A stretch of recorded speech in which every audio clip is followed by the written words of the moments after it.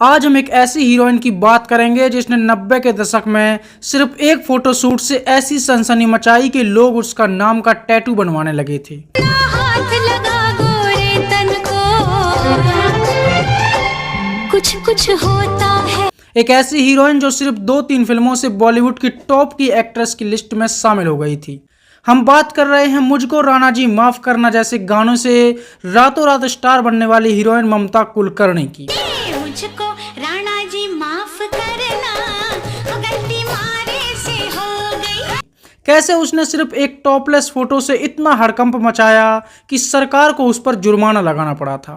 क्यों उसे underworld don के कहने पर फिल्मों में काम देने से कोई मना नहीं कर पाता था। कैसे उसके खुद के डायरेक्टर ने उसका इस्तेमाल किया। क्यों अचानक से वो बॉलीवुड छोड़कर देश की सबसे बड़ी ड्रग डीलर बन गई और क्यों 16 साल तक वो एक साध्वी का जीवन जीने को मजबूर रही। जानेंगे और भी बहुत कुछ, तो चलिए शुरू करते हैं। तू निकला छुपा रुस्तम, तू निकला छुपा रुस्तम। ममता कुलकर्णी का जन्म 20 अप्रैल 1972 को बम्बई महाराष्ट्र में हुआ था। उनके पिता का नाम था मुकुंद कुलकर्णी जो एक पुलिस ऑफिसर थे और मां का नाम था मीरा कुलकर्णी। ममता की पढ़ाई लिखाई बम्बई से ही हुई। बचपन से ही वो बहुत धार्मिक स्वभाव की थीं और कभी भी फिल्मों में काम नहीं करना चाहती थीं। लेकिन ममता की मां चाहती थी कि वो एक हीरोइन बने, इसलिए अपनी मां के कहने पर ममता ने फिल्मों में काम करना शुरू किया था।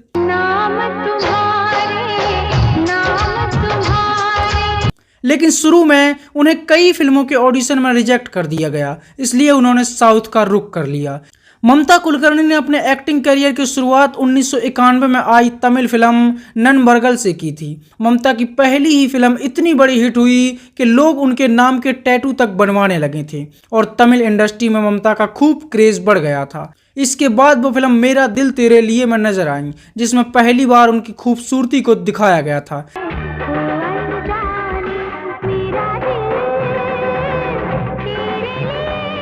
इस फिल्म ने भी उन्हें अच्छी खासी पहचान दिलाई। इसके बाद ममता ने बॉलीवुड का रुख किया और राजकुमार और नाना पाटेकर जैसे बड़े दिग्गजों के साथ काम किया।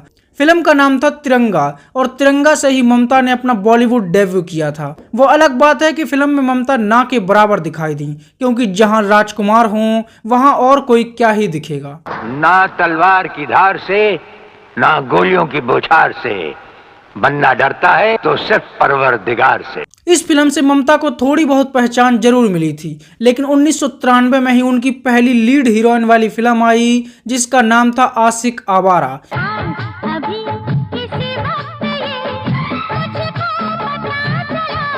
जिसमें उनके साथ सैफ अली खान ने काम किया और यह सैफ अली खान की पहली फिल्म थी। यह फिल्म बड़ी हिट हुई और ममता बॉलीवुड में जगह बनाने में कामयाब हो गईं।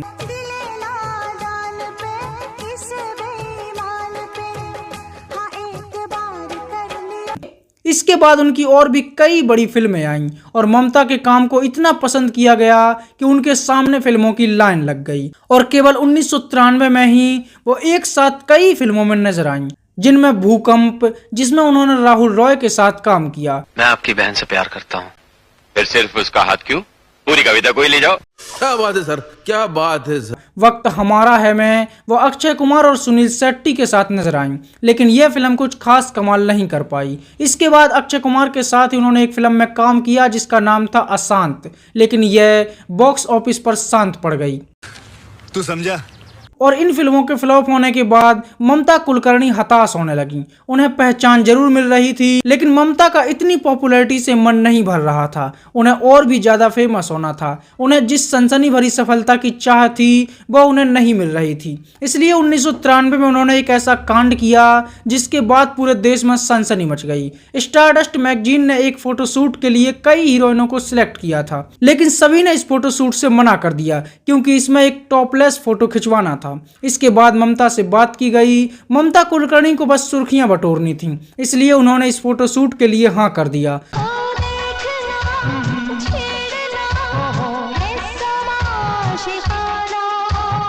और उन्होंने मैगजीन के लिए एक ऐसा फोटो शूट करवाया कि उसने सच में तहलका मचा दिया। जब ये फोटो मैगजीन पर छपी तो रातों रात ममता वायरल हो गई और लोगों के बेडरूम से लेकर बाथरूम तक पहुंच गई। हर कोई ममता का दीवाना हो गया था और हर नौजवान उन्हें देखकर कहने लगा था, ओह गॉड, एक बार दिला दे। लेकिन जितना ममता को इस फोटोशूट से फायदा हुआ उतना ही नुकसान भी हुआ। लोगों ने ममता के विरोध में मोर्चा खोल दिया और सड़कों पर उनके खिलाफ नारे लगने लगे। बाद में यह मामला इतना बढ़ गया कि देश के अलग अलग स्थानों पर ममता पर कई केस दर्ज हुए और सरकार ने ममता कुलकर्णी पर 15,000 रुपए का जुर्माना लगा दिया। लेकिन इन सब विवादों के चलते ममता ने खूब सुर्खियां भी बटोरी और हर कोई ममता को जानने लगा था, जिसके बाद फिल्मों में उनकी डिमांड और भी ज्यादा बढ़ गई और बड़े बड़े डायरेक्टर ममता के पीछे पड़ गए थे। लिख दो तेरे दिल पर, तू लिख दे मेरे दिल पर। वो इतनी चर्चित हो गई थी कि हर कोई उन्हें लेकर अपनी फिल्म बनाना चाहता था। लेकिन इस कांड का उनकी इमेज पर बहुत ही बुरा असर पड़ा था और लोगों ने ममता को नापसंद करना शुरू कर दिया था, जिसका नतीजा यह हुआ कि इस साल की कुछ फिल्में ममता की बुरी तरह से फ्लॉप हो गईं। और इसके बाद 1994 में भी वो कुछ फिल्मों में नजर आईं, जिनमें अनोखा प्रेम युद्ध, बेताज बादशाह, गैंगस्टर, दिलबर और बादे इरादे जैसी फिल्में शामिल रहीं। लेकिन ये सभी फिल्में फ्लॉप रहीं और ममता का कैरियर शुरू होने से पहले ही ढलान पर आ गया। लेकिन धीरे धीरे लोग ममता की कंट्रोवर्सी को भूलने लगे और इसके बाद ममता क्रांतिवीर में नजर आईं।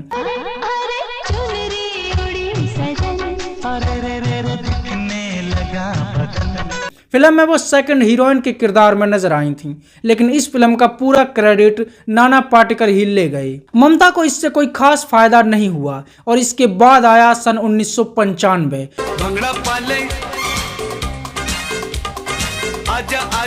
और ममता कुलकर्णी सलमान खान और शाहरुख खान के साथ 1995 में आई सबसे बेहतरीन फिल्म करण अर्जुन में दिखाई दी।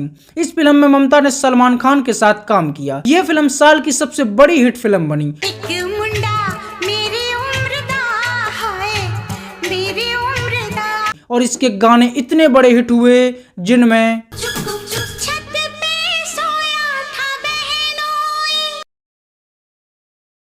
ओह गॉड, गाना इतना बड़ा हिट हुआ कि इसने रातों रात ममता को स्टार बना दिया। वो अलग बात है कि राणा जी ने उन्हें माफ नहीं किया, लेकिन इस फिल्म के बाद एक बार फिर से ममता लोगों के दिलों की धड़कन बन गई और हर कोई ममता का दीवाना हो गया था। इसके बाद उन्हें कई बड़ी फिल्मों में काम मिलने लगा। करण अर्जुन के बाद वो एक और बड़ी फिल्म में नजर आई जिसका नाम था आंदोलन।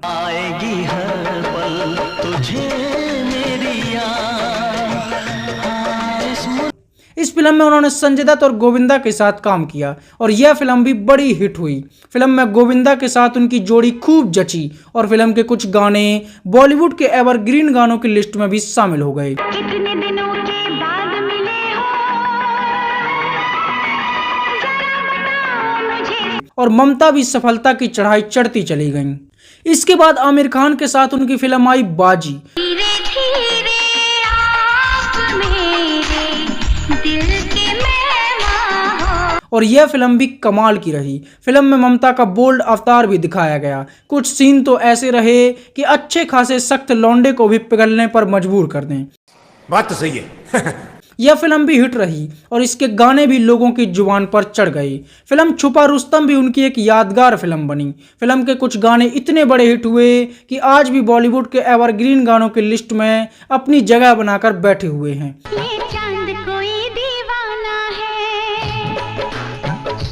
इसके बाद वो अक्षय कुमार के साथ उनकी खिलाड़ी सीरीज का भी हिस्सा बनी। फिल्म सबसे बड़ा खिलाड़ी में वो नजर आई और अब ममता का क्रेज ऐसा बन चुका था कि ममता सिर्फ अपने सेक्सी अवतार और बोल्ड सीन के लिए ही जाने जाने लगी थी। अब हर फिल्म में ममता को सिर्फ सेक्सी और बोल्ड दिखाया जाने लगा था। इस फिल्म में भी ममता के कई ऐसे सीन थे जो 90 के दशक के हिसाब से काफी बोल्ड माने जाते थे, जिन्हें देखकर हर किसी के दिल से बस एक ही आवाज निकलती थी, क्या माल है यार।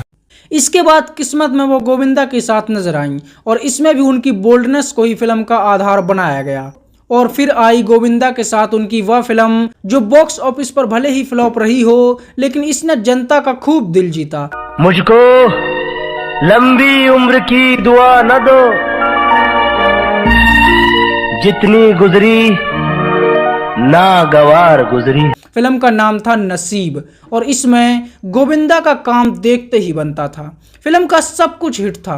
फिल्म के गाने भी जबरदस्त रहे। तुम्हारे साथ हूँ जिंदगी भर, तुम मेरे साथ। इतनी अच्छी फिल्म होने के बाद भी फिल्म नहीं चली और यह बुरी तरह से फ्लॉप हुई और गोविंदा गाने लगे। शिकवा नहीं किसी से गिला। इस समय तक ममता की जिंदगी में सब कुछ अच्छा चल रहा था। वो बॉलीवुड की टॉप की हीरोइन की लिस्ट में अपनी जगह बना चुकी थीं और तभी एक फिल्म आई चाइना गेट। फिल्म के डायरेक्टर थे राजकुमार संतोषी, जिसने बॉलीवुड के सभी बुड्ढों को लेकर एक फिल्म बनाई थी। फिल्म में मेन हीरोइन ममता कुलकर्णी थी, लेकिन किसी बात को लेकर ममता की डायरेक्टर से बहस हो गई और डायरेक्टर ने ममता को फिल्म से बाहर कर दिया। लेकिन ममता ने सीधे अंडरवर्ल्ड डॉन के खास छोटा राजन से राजकुमार को धमकी दिलवाई और पहली बार बॉलीवुड को यह पता चला कि ममता कोई आम लड़की नहीं है, बल्कि उसके संबंध अंडरवर्ल्ड से है। अंडरवर्ल्ड से मिली धमकी के बाद बेचारे राजकुमार की तबीयत बिगड़ गई और जान बचाने के लिए उसे ममता को दोबारा फिल्म में लेना पड़ा। लेकिन डायरेक्टर ने भी इसका बदला तरीके से लिया। उसने पूरी फिल्म में ममता को ऐसे दिखाया कि वह हीरोइन कम और एक साइड एक्ट्रेस ज्यादा लगी। साथ ही इस फिल्म का एक आइटम सॉन्ग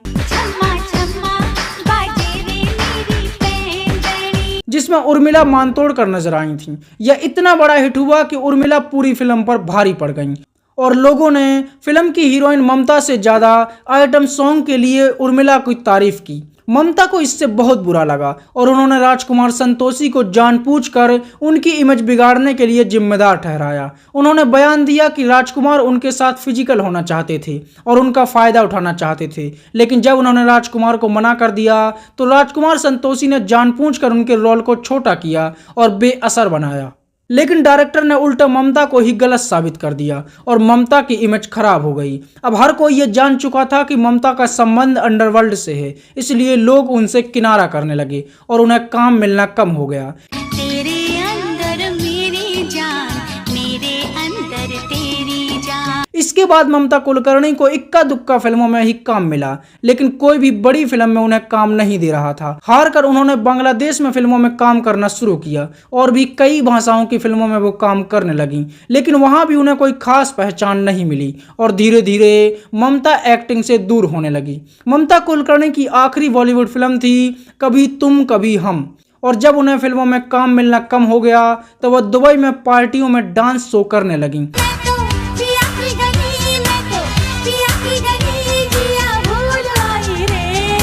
ये वो समय था जब बॉलीवुड की नामी हीरोइन डॉन की पार्टियों में आइटम सॉन्ग किया करती थीं, जिसके लिए उन्हें करोड़ों के हिसाब से पैसे मिलते थे।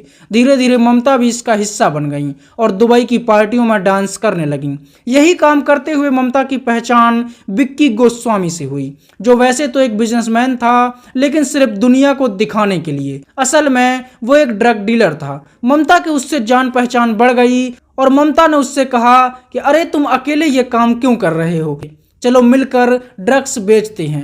क्या बात कर रहे हैं?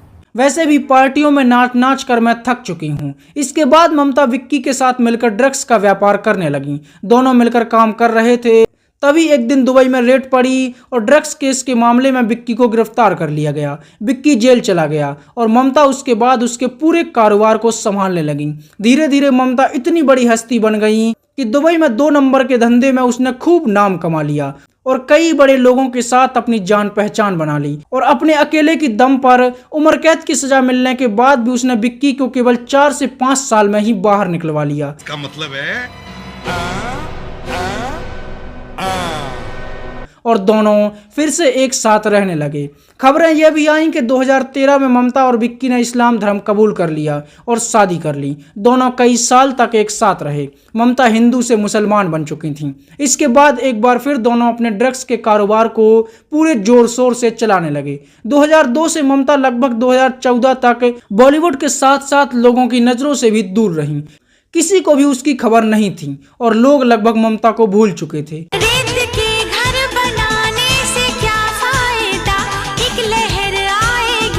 लेकिन 2014 में बंबई में लगभग 2000 करोड़ रुपए के ड्रग्स रैकेट का पर्दा पुलिस ने फाश किया और इस केस में ममता और विक्की का नाम भी सामने आया और तब बॉलीवुड में एक बार फिर से ममता का नाम चर्चा में आ गया। लोगों ने पहली बार ममता को लगभग 14 साल के बाद देखा था, लेकिन यहाँ भी ममता एक और विवाद में फंस गई। ममता बुर्के में कोर्ट पहुंची थीं, जिससे मुस्लिम समुदाय उन पर भड़क गया। उनका कहना था कि ममता ने उनके पहनावे को बदनाम किया है और बाद में उन्हें कई लोगों ने जान से मारने की धमकियां भी दी। इस केस में भी ममता को दोषी पाया गया और उनके बैंक अकाउंट सील कर दिए गए। बंबई में उनके 2 फ्लैट भी सील कर दिए गए थे। इस समय पर वो केन्या में रहती थीं और यहीं उसने इस्लाम धर्म कबूल कर लिया था, लेकिन इस बात के कोई भी प्रमाण नहीं मिलते हैं और एक बार फिर ममता लोगों की आंखों से दूर हो गई और सालों तक किसी को उसकी कोई खबर नहीं मिली। लेकिन फिर अचानक एक दिन ममता कुलकर्णी कैमरे के सामने आई तो वो सत्य थोड़ी है। मैं जानती हूँ कि मैं नहीं, मेरा भगवान जानता है मैं नहीं। और उन्होंने एक इंटरव्यू दिया जिसमें उनके पहनावे और वेशभूषा को देखकर हर कोई हैरान रह गया था। वह पूरी तरह से एक साध्वी के भेष में थीं और बहुत ज्यादा बदल चुकी थीं। इस इंटरव्यू में उन्होंने ऐसी कई बातें बताई जिसने उनकी पूरी की पूरी कहानी को ही बदल दिया। उन्होंने अपने ऊपर लगाए गए सभी आरोपों को बेबुनियाद बताया। ड्रग्स, डॉन और विक्की, उन्होंने सभी बातों को झूठ बता दिया। उन्होंने कहा कि पिछले 14 साल से वो तप कर रही थीं और आध्यात्मिक जीवन जी रही थीं। उन्होंने एक अपनी ऑटोबायोग्राफी भी लिखी और लोगों के सामने रखी, जिसमें उन्होंने अपनी पूरी जिंदगी और एक साध्वी बनने की कहानी बताई। I have attended myself. I'm a self-realized woman at this moment you're talking to. नहीं, शादी का सवाल ही कहाँ उठता है। मैंने अभी तक शादी नहीं की विकी से। Do you know how much pure you become from inside? You don't want a man to touch you, and there's nothing like sex. आपने किसी को टॉर्चर करके सत्य लिया हो तो वो सत्य थोड़ी है। और लोग हैरान रह गए। इस तरह एक समय पर बॉलीवुड की सबसे सेक्सी और बोल्ड हीरोइन रही ममता ने एक साध्वी बनकर अपने जीवन की कहानी को सीमित कर दिया और यही आखिरी बार था जब लोगों ने ममता को देखा था। इस तरह उसने एक साध्वी बनकर अपना परिचय दिया और उसने बताया कि वो सालों से यही जीवन जी रही है और आगे भी यही जीवन जीने वाली है और लोगों ने उसकी कहानी को भी यहीं तक सच मान लिया। तो यह थी ममता कुलकर्णी की बॉलीवुड की सबसे बोल्ड और ग्लैमरस हीरोइन से लेकर एक साध्वी बनने तक की कहानी। मुझको राणा जी माफ करना।